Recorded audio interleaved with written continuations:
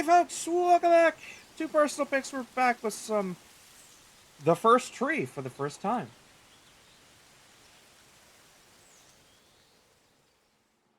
Actually, I just realized I was playing this with a controller. No. Hopefully it reads it.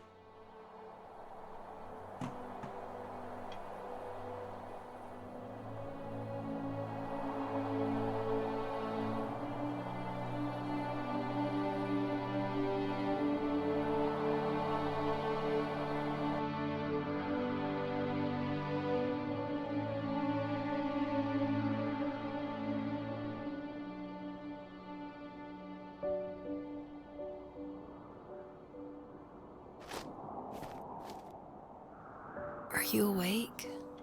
I thought I heard you get up. Yeah, I'm awake. Sorry, I just can't sleep.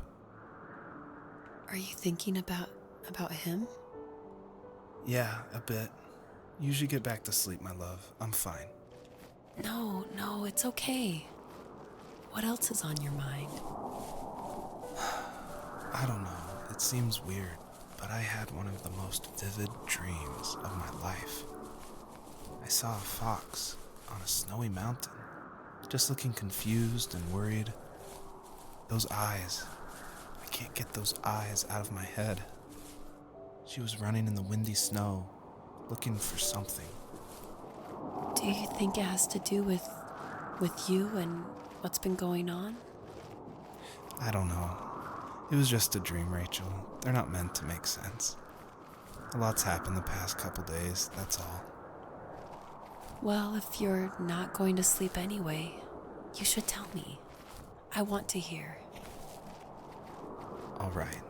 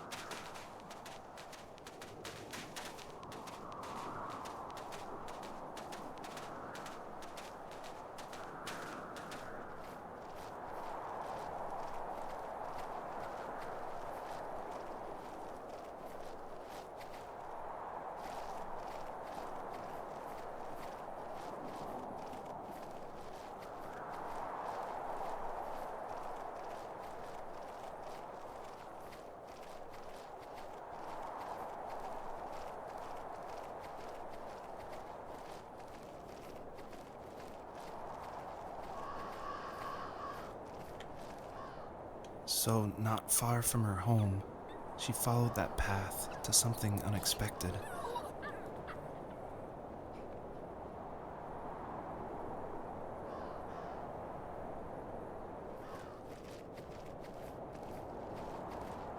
She couldn't stay, though.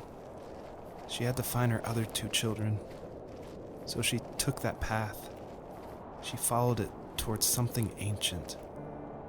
Something with answers.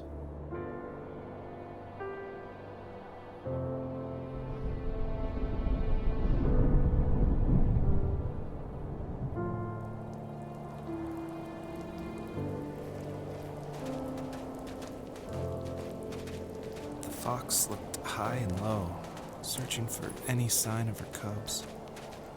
Points of light showed the way to this ancient tree. It was as if each one had a story to tell, all their own. The land was trying to tell my story, too. I felt like I was right behind her the whole time.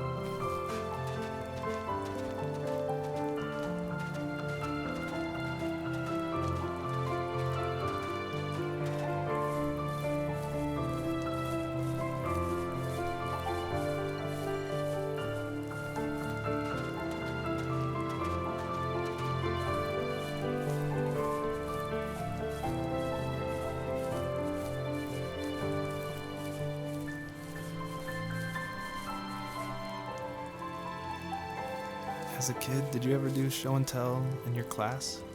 Yeah, I think I only did it once, when I was in the 4th grade. You know how my life was around then.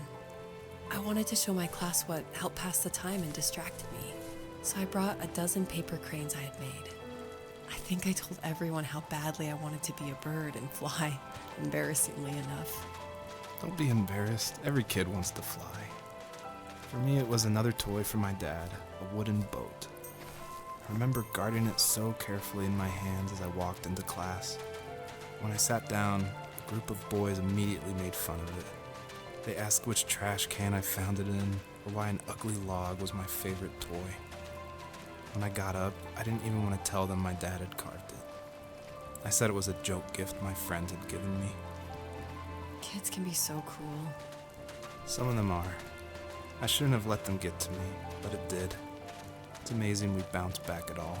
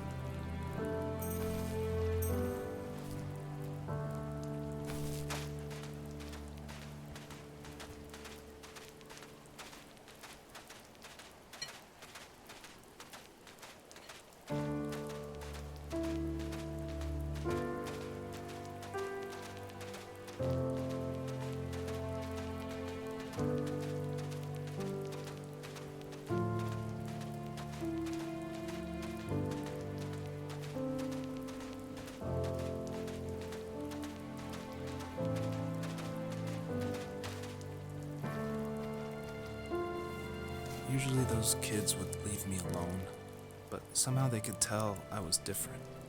They made fun of how far away I lived. They called my dad a sourdough. I was a blabbermouth as a kid, telling my dad stories I made up for hours. But after that show and tell, I didn't tell him much anymore. He didn't know exactly what was wrong, but his best guess was that the toys he carved weren't cool enough. He carved me a tank and tried to tell me what it was like to be in a real tank as a serviceman. I didn't know your dad was in the military. Yeah, in the army. The sad thing is that I'd pretty much forgotten until just now. There's so much I still don't know about him. I'm sorry. He knows how much you love him. You're going to see him again soon and have some closure, I'm sure.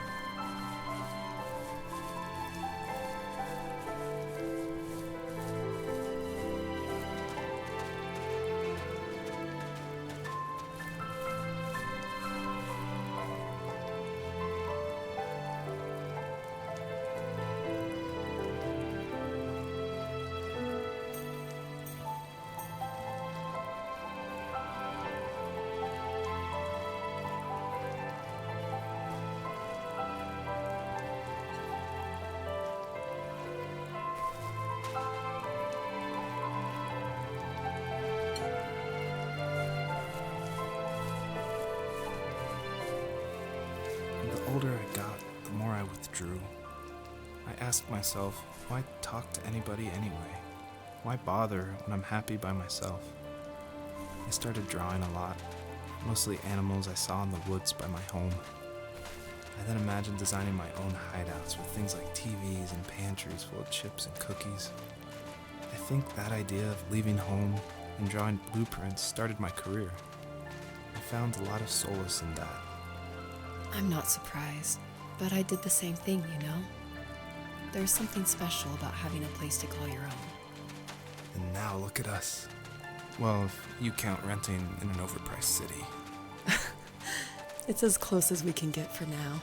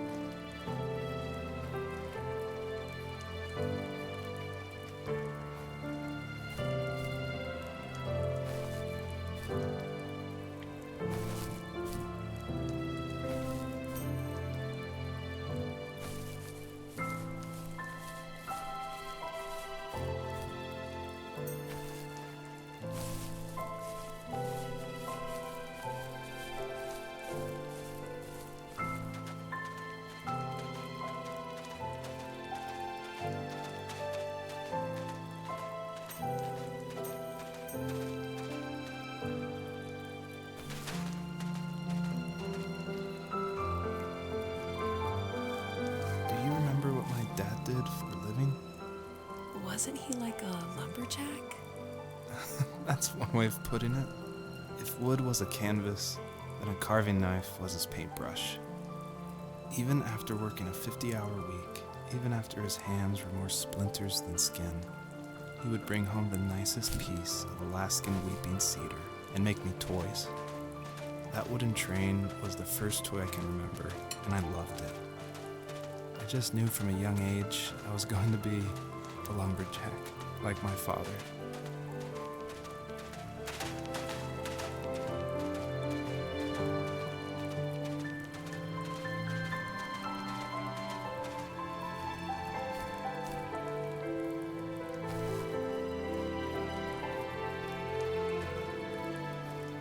I'm doing these to the best of my ability. There is an order to them, but I don't know them beforehand. The only stage I've done personally is this one. So, after this stage, and yeah, even this stage, I'm pretty sure the one I just did was supposed to be second last, and the one I did second last was supposed to be the first one in that. Either way. Now we're in the uncharted territory. I've only done like a very little bit of this beginning. After this, it's all blind to me.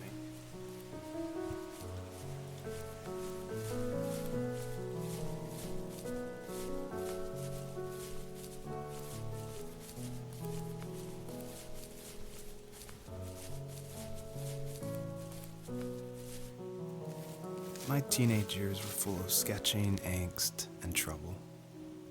I wasn't popular or unpopular. Maybe just forgettable. I guess that gave me a sense of freedom, so I hung out with crazy kids, doing crazy things, even though I mostly just watched the chaos ensue. We did it all. Put fireworks in mailboxes, hide roadkill in people's garages, break windows of the barber shop in Anchorage. My dad was furious, but he was so busy working he couldn't do much to stop me from going out. I think being an adult means there's no one to stop you making hard decisions. He had to make a living, and he couldn't be in two places at once. Yeah, I realize that now. But at the time, I was sure he was more interested in growing his business than what was going on with me.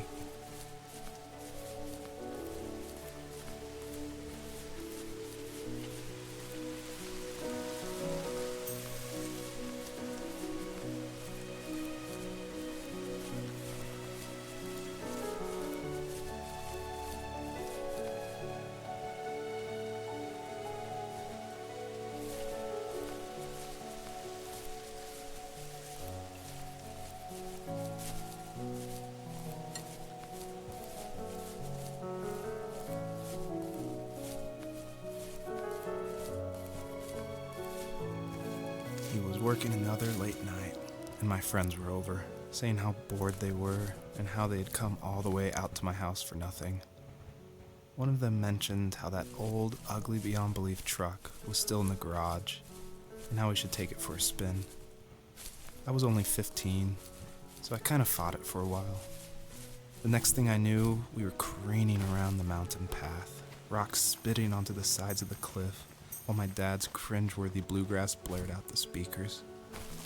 I drove while my friends were in the back of that yellow and purple truck, throwing beer bottles and trash at anything remotely interesting. Felt like I was soaring in the air with borrowed wings. But all good things have endings. A cop outside of Eagle River pulled us over after he saw us in a bottle rocket into someone's yard. What followed was a long night of talking to disappointed adults and feeling smaller than ever.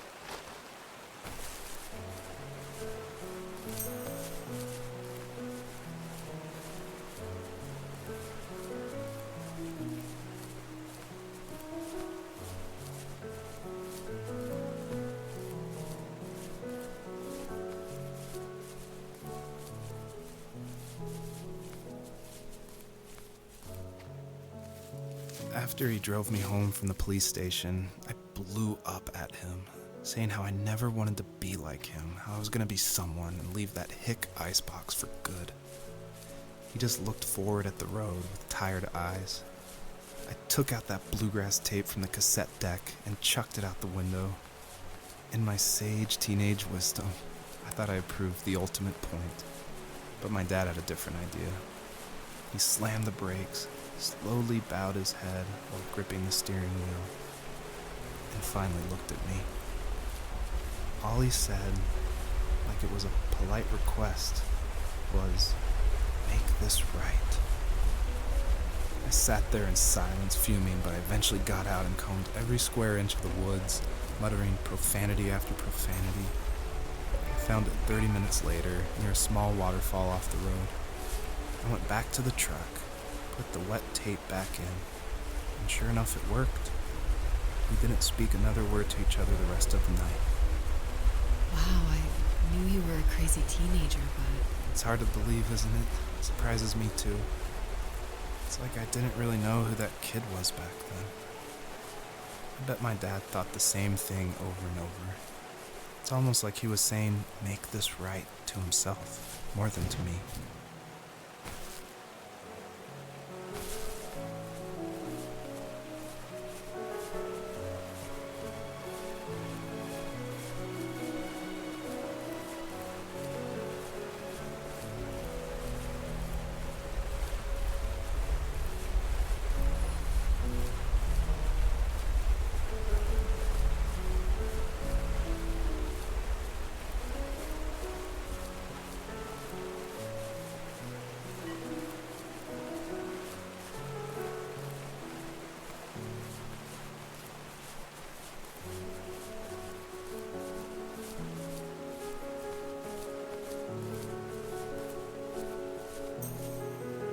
Oh my.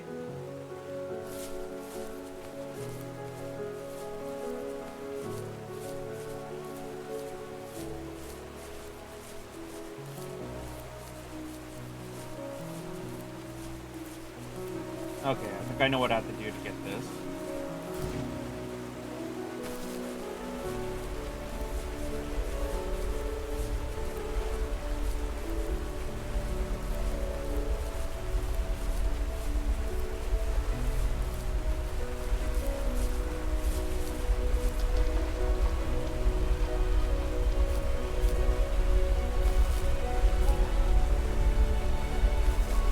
Double checking behind the waterfall, you never know. It's a very common hiding spot for video game stuff.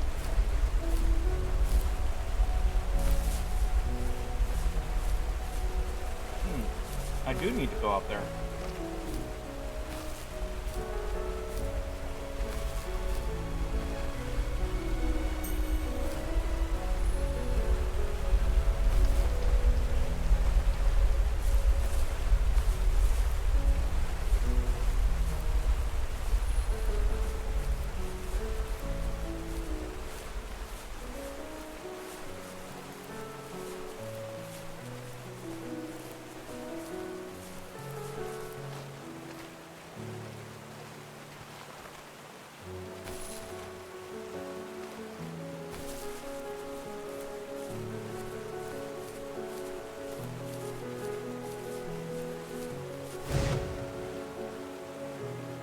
Really?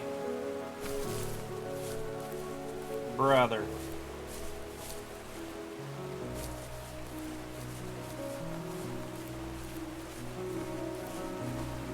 I thought that was going to give me several jumps, not one big one.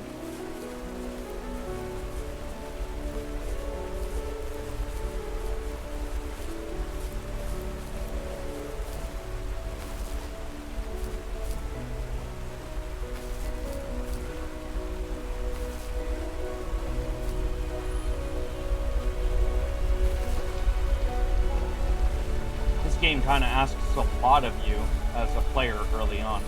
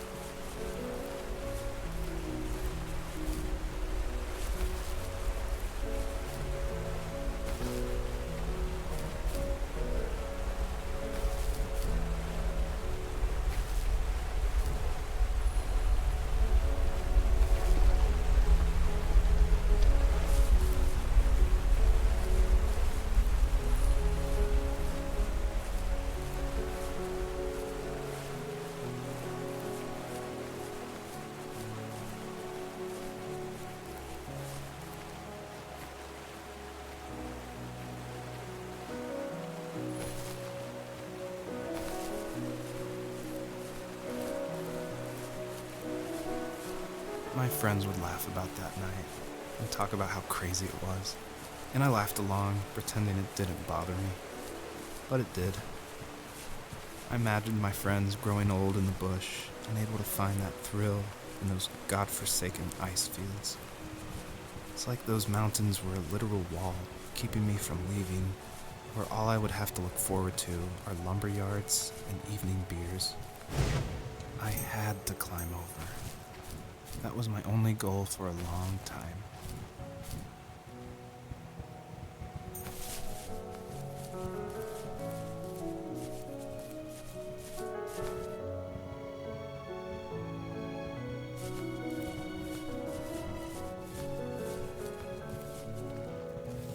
If there was some way I could take my love of drawing and turn it into a way of escape, nothing would make me happier. I wanted to create instead of tearing trees down. I wanted to move to the lower 48, not because I hated it there in Alaska, but I hated the idea of it. It's like all of that spite inside me had created this monster which followed me around my whole teenage years. I put so much energy into doing what others didn't expect of me. Why did I do that? There's one fact you're forgetting, though. If you didn't have that fire in you, we probably would have never met. You're absolutely right. Maybe the destination is all that matters in the end. But then why am I awake? Why am I seeing this fox go on her journey? And why can't I stop thinking about my dad?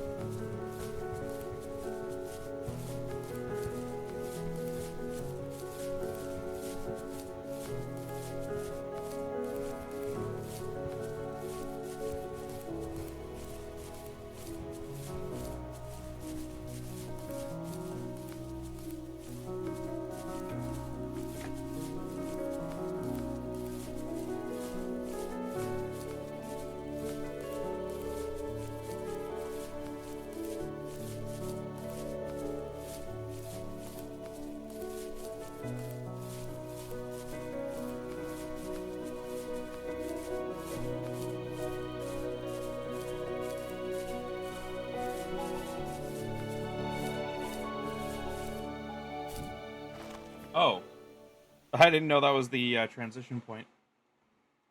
Just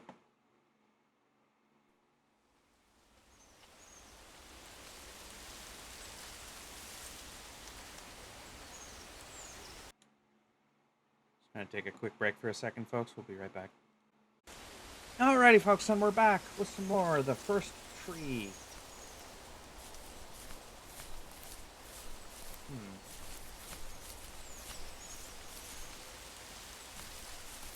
Oh, wait, that's the tree itself.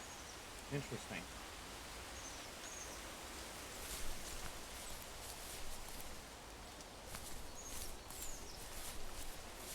Oh, obviously the path isn't done yet.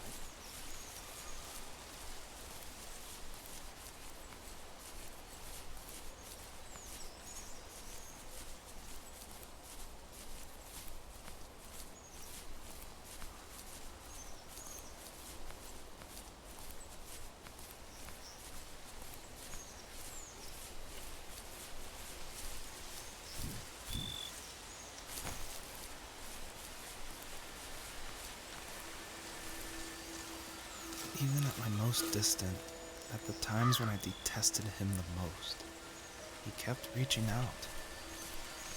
For a year straight, he asked me every week when we were going camping. I thought he was just dense. Eventually, to shut him up, I agreed. We carried out the worn lawn chairs from the garage and set up a cinder block campfire at the site we'd always used behind the house. We walked down the mountain path, talking in the warm sunshine we only got a couple months of the year. Those 3 obsidian rocks shimmered alongside the shore, almost like sparklers pressed against a dark window. I'll never forget that wet stone on my feet, or how those massive mountains looked even bigger in the lake's reflection. I felt small, but grateful. As the sun set, my dad found something I hadn't seen for a long time. The tree where I'd made my first carving when I was 6. I hadn't even carved it. My dad had helped me, but I still called it my tree. Something about seeing my name there made me open up, and we talked about everything that night in that old camouflage tent. I told him how much I loved sketching and design, and how it would be a dream to study architecture in Seattle. I told him how I didn't get along with my friends much anymore, but that I didn't mind being alone. He told me he was there for me, and he joked that if all he had to do was write my name on a tree to finally get me to talk, he would have left me carved logs with novels on them in front of my room every morning. I don't know why it took me that long to realize it, but it was then I knew how much he had sacrificed for me.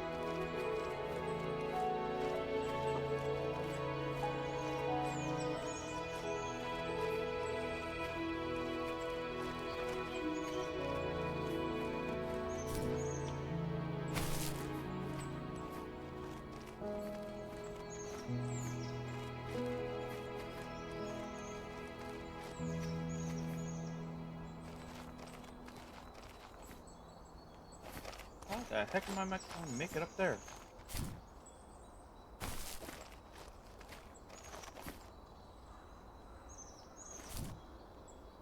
Yeah, I cannot possibly make that jump. That's way too large.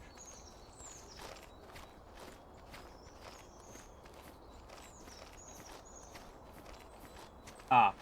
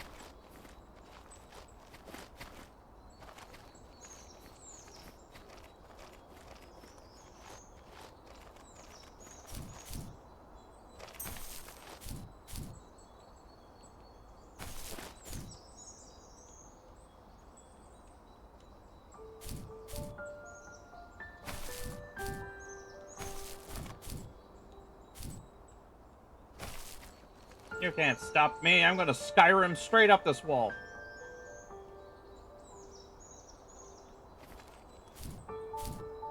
Whee!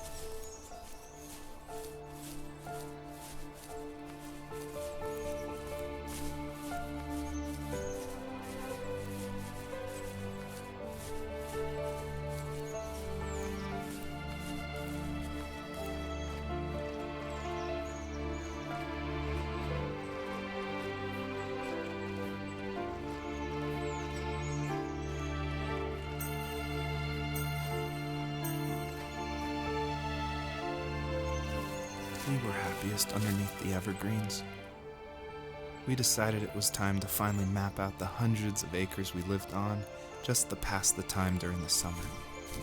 He was only free in the evenings, so I would spend the day wasting time on dial-up internet and sketching, and then we would rush into the woods, pen and map in hand, before evening fell.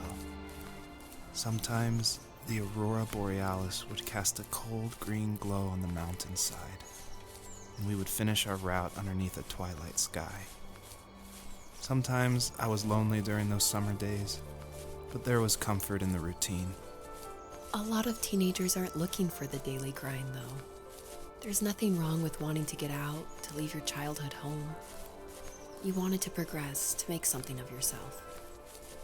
Yeah, you're right. That house. I'm sure it's the same as how I left it. But then why does it feel so different? I doubt you're the only adult to have looked back and asked that question.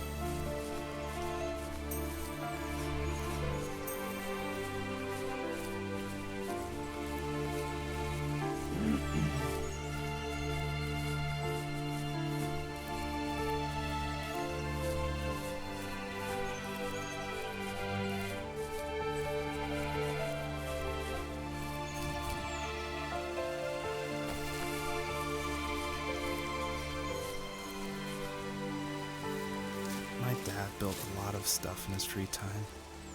If he wasn't watching fly fishing or reading Tom Clancy novels, he was carving something. He made tons of birdhouses. Not that he was into bird watching, but I think he really missed working and adding on to the home. If he couldn't afford the time to build onto our own house, he would have to settle with watching birds move into their little homes. We kept an old mattress in the bed of that ugly yellow truck, so we would drive it deep into the woods and then watch the birds fly into their houses while the sun set. Usually it was accompanied by venison jerky or a cold Coke, but not a lot of talking, which is how we both liked it.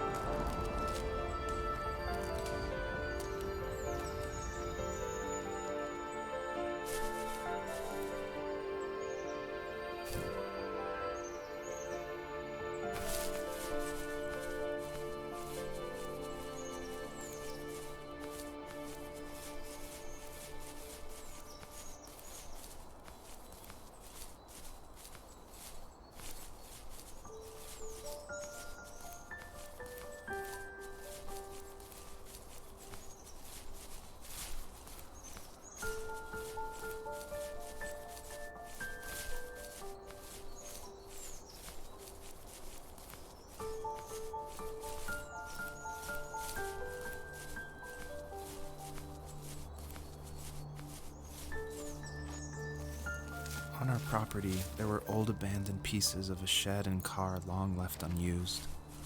I used to ask him all the time who those people were that left all this junk, and I'm sure he got so tired of hearing it that he made up some elaborate stories how a brown bear ate them and haunted the woods afterwards.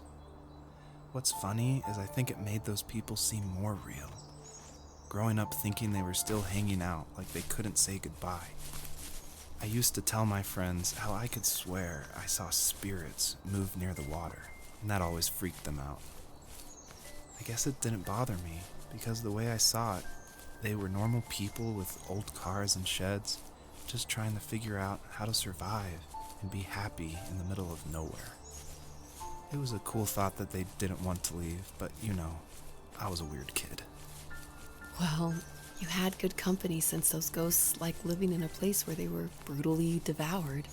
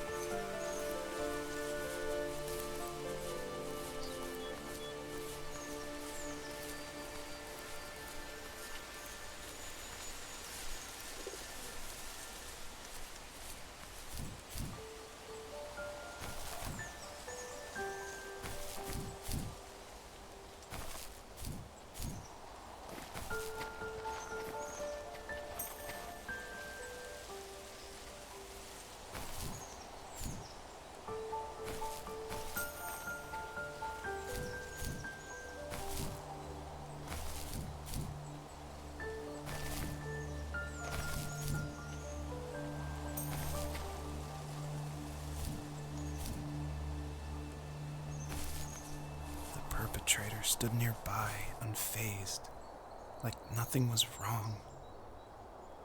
My dad is dead, and he's never coming back, Rachel. I can tell you these stories, but I can never reminisce with him again. He can never hold a grandchild that we'll probably never be able to have. I can never talk to him again, and I'll never be able to say I'm sorry for everything.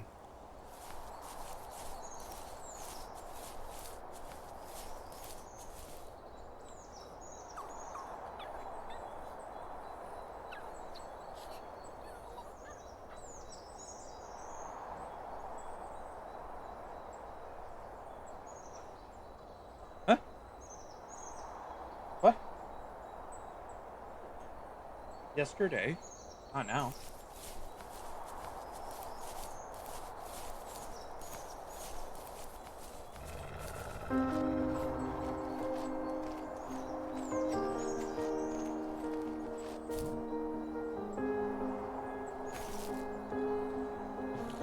Wow, okay, great. Thanks, game. Should be, yeah. I don't know, we'll see.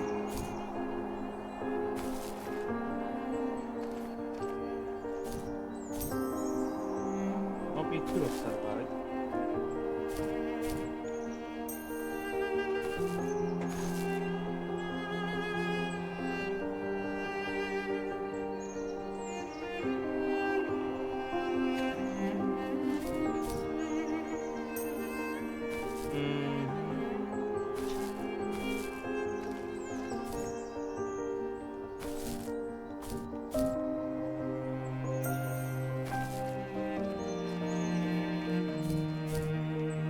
Yeah. I'm currently streaming.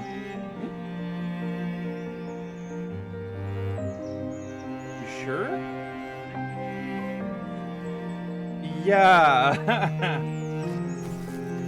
Okay. Had me for a sec there because my phone's right here and it's not going off.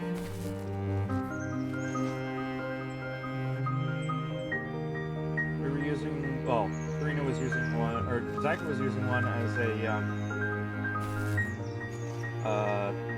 buffer for the fan because it vibrates a lot.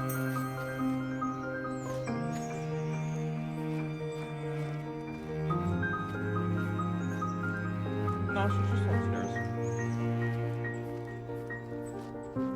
She wakes up around the same time I do, if not earlier. I guess? I don't know. No, you're not wrong. You're a little early. Just a teeny bit.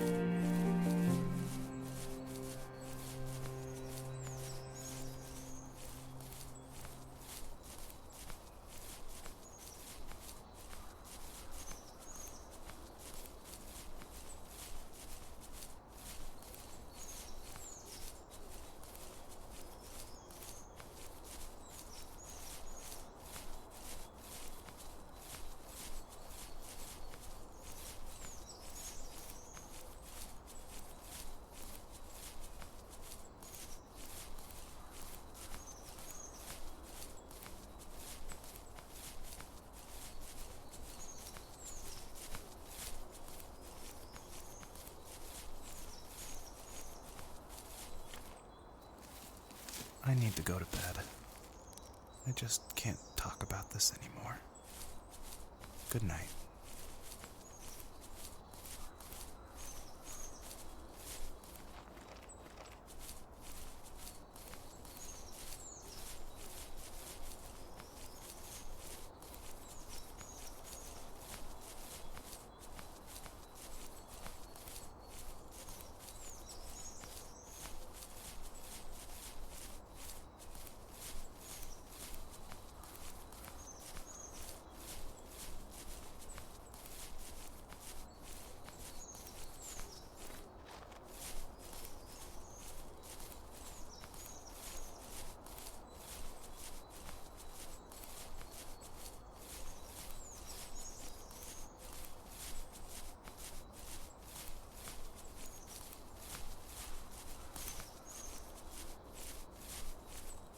Ah, okay.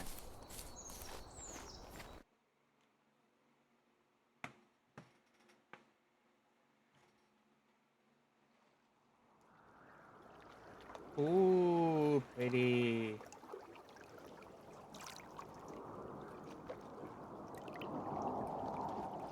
Alright, folks, we're gonna take a quick break, and we'll be back. Joseph, you can't go to sleep feeling like Hang on. this. I'm sorry for everything, and I know you need space, but I'm here for you. You don't need to feel so lost. Alright, folks, we're gonna take a quick break, and we'll be back with Atomic Heart DLC.